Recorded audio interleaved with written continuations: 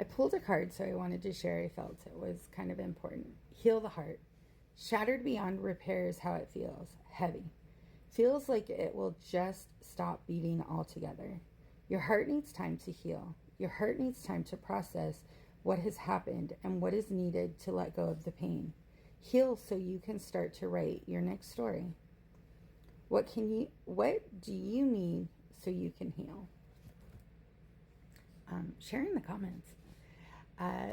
For me, what I have found really interesting, or what has helped me, is a little bit of changing my perspective, taking time for myself.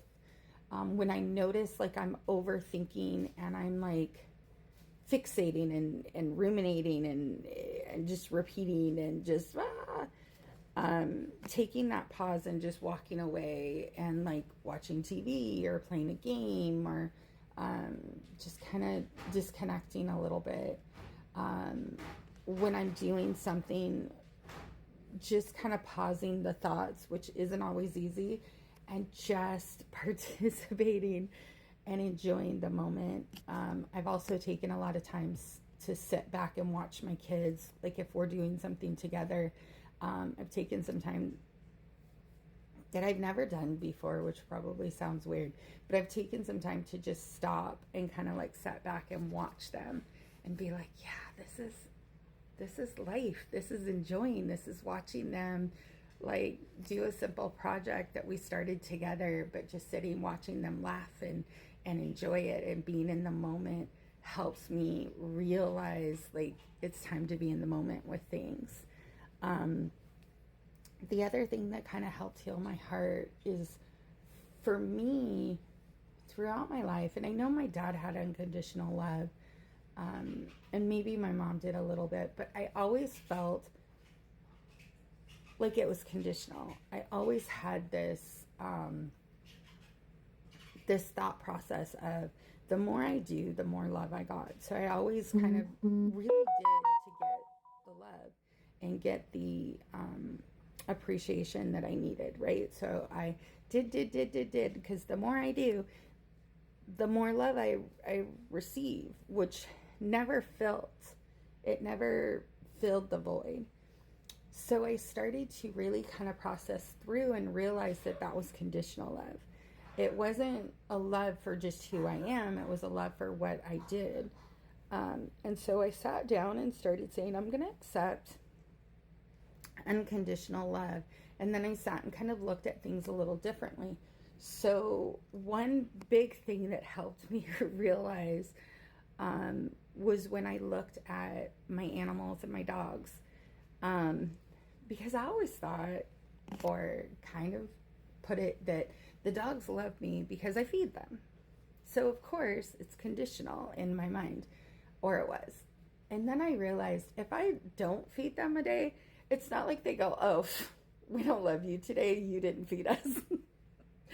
The other one fed us, so we love them, not you. That's not how it works. They still want to cuddle, they still want to be with me, they still love me. Giving them food is something I do to show them that I love them, because I want them to have nourishment. I also give them hugs because I want them to know that they are special, right? And that's how I, again, transition that to the kids, right? Feed them because I love them. I want them to be okay. I provide that emotional feedback to them. So when they do a project, I'm encouraging that project. When they do something that they're probably like, oh, I shouldn't have, I'm not pushing them down further. I'm like, all right, what can we learn from it? What can we do? Let's move on. Let's get ourselves out of that yuck and figure out what we can do to change that yuck. And really looking at that side of things.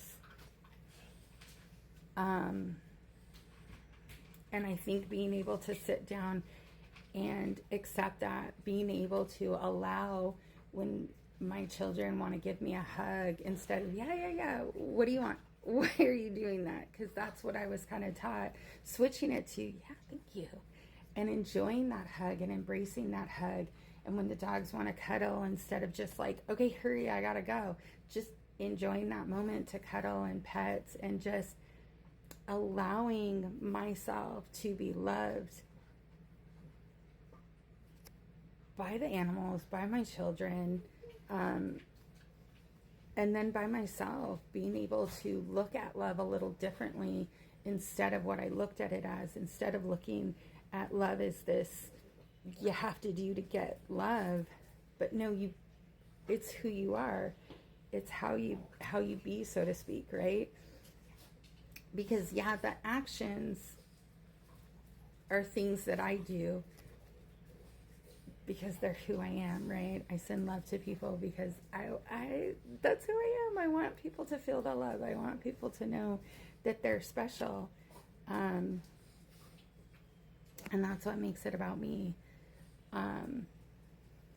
In a positive way, you know what I mean? It's not like I'm gonna do this so I get this. It's they need a little smile today. I'm gonna send a smile. It doesn't hurt to do that. If I'm like walking in the store and I feel like someone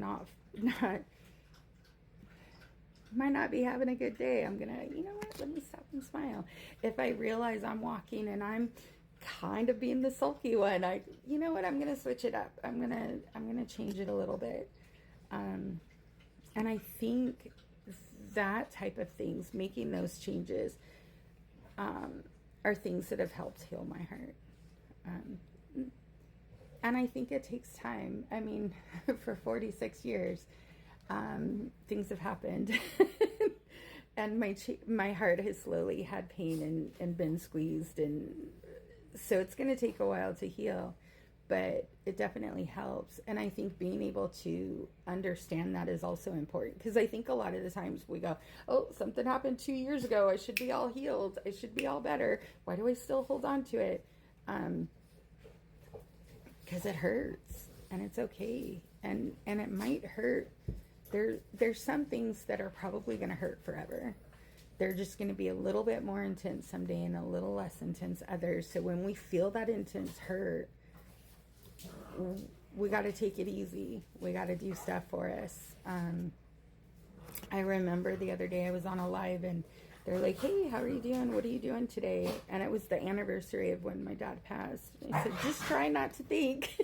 They're like, think about what? And it was like anything, because it was just a day I wanted to cry all day.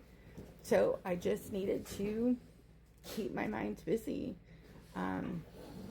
And do other things. And then I took a couple moments to say my I love yous to my dad. I wrote, I have a journal that he probably wrote 3 or 4 pages in, so I kind of took it over and I wrote messages to him.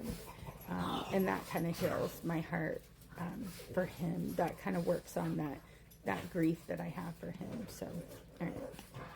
Sending love. Bye, guys.